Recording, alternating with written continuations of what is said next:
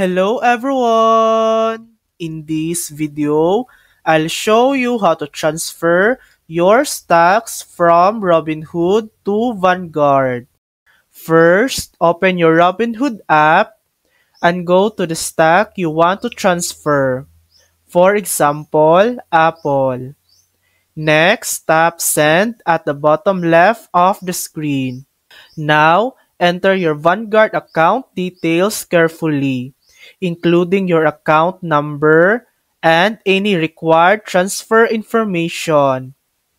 Confirm the transfer and wait for it to process.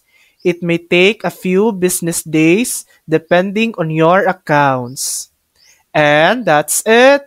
Your stock is on its way to Vanguard safely. And that's how to transfer your stocks from Robinhood to Vanguard. Thanks for watching!